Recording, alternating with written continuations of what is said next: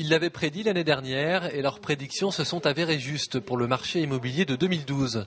Les notaires de Vendée se sont réunis ce matin pour constater deux chiffres.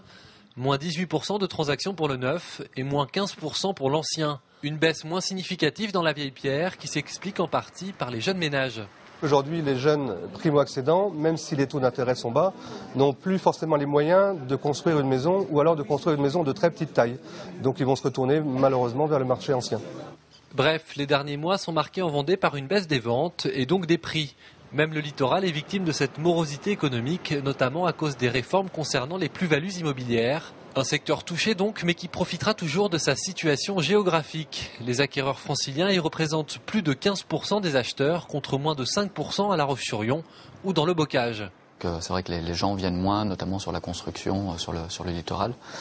Maintenant, on a quand même un marché qui est un marché refuge, qui permet effectivement de conserver une globalité et ça reste un placement relativement intéressant.